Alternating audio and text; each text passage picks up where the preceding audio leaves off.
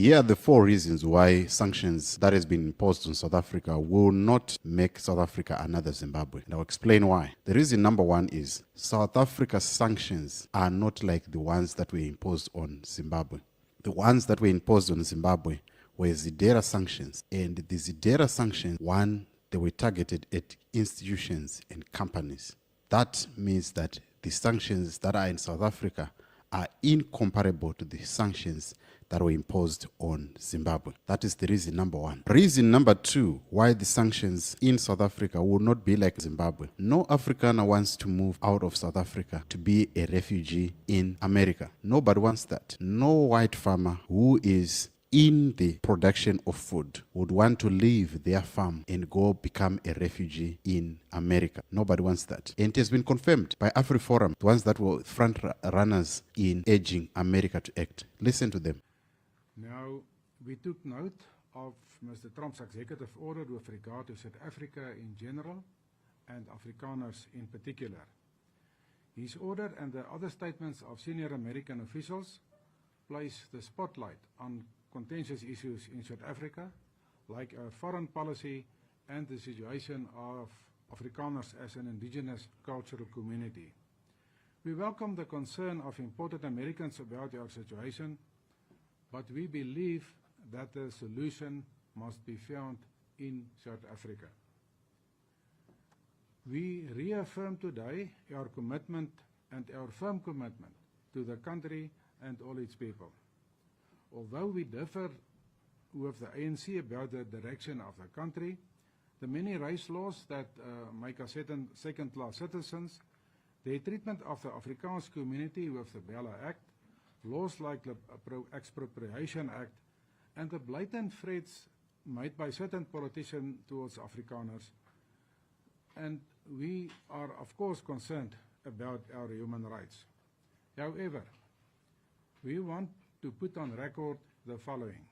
Firstly, we did not accuse the government of large-scale race-based land grabs or distribute false information in this regard. Secondly, we did not and will not ask for sanctions against South Africa or that funds for vulnerable people to be cut off by the US government. Thirdly, we explicitly, over the past 3-4 years, we explicitly asked senior US officials not to kick South Africa out of the AGOA Act because of the suffering it will cause to farmers and their workers and the work and livelihoods of workers in the motor, chemical and other industries. One would ask, why are they backtracking on now? It is because America offered a wrong diagnosis. And now, if you offer a wrong diagnosis of the problem, you offer wrong medication. Simple as that. Now, what is happening in South Africa? There are no land grabs. In terms of the people that have died, that are being killed, it's not farmers who are being murdered. There are a number of them that have been murdered out of rage. That must be understood. It was not like a murder in order to confiscate their land. These are murders that are happening over some human rights abuses or cases which are going unreported. Some of them that sees the light of the day are few, like this one of a white farmer who fed the bodies of 2 people that he killed to the pigs. Outrageous, isn't it? So these farm murders are revenge. So what is happening is wrong diagnosis, wrong solution. So the sanctions will not work because no African wants to leave South Africa. Reason number 3 is the sanctions will not work because it will make ANC more stronger and even making more Afrikaner or white parties that had gained significant a number of support from the black community to dwindle, which means it is going to affect the DA, it is going to affect the Freedom Front Plus. More people will now be interested in joining black political parties instead of the white ones. So this is not going to work. Instead, it is going to embolden and make the ANC more stronger than it was, or the black political parties to be more stronger and to be more popular among the citizens. Reason number 4 why the sanctions will not work in South Africa. Because if they are going to push for more sanctions, what it means is that South Africa is part of BRICS, and the hostility that Trump has shown on BRICS will make South Africa to be more focused on BRICS rather than concentrating on the relations, on resolving relations with the US, South Africa would look to trade more with Africa than with the US, because in Africa, South Africa will be at an advantage in trade. Whereas when they are doing bilateral relations with the US, like for example, the bilateral relations that they have with them of dumping chickens, South Africa might look to buy chickens from Africa or empowering their local farmers, and they can do that and dump the USA chicken. So in the end, it is the US that is going to lose out.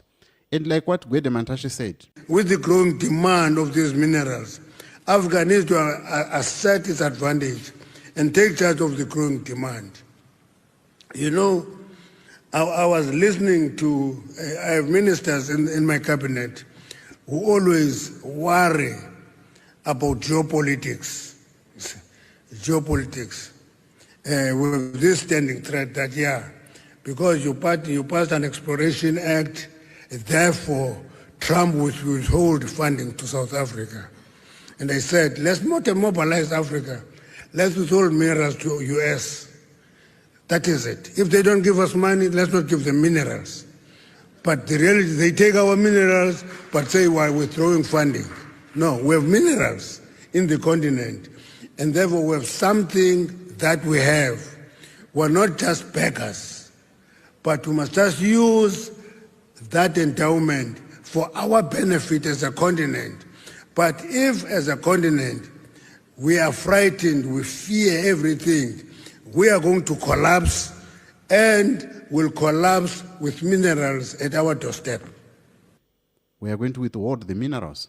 So what it means that South Africa might just be like another Zimbabwe in looking east, by looking either to Russia and to China and India and other trading partners. And mind you, Europe has not yet imposed sanctions on South Africa. So these sanctions are nowhere near to what Zimbabwe experienced. But tell me what you think about these sanctions. For me, I don't think they are what Zimbabwe experienced in the 2000s.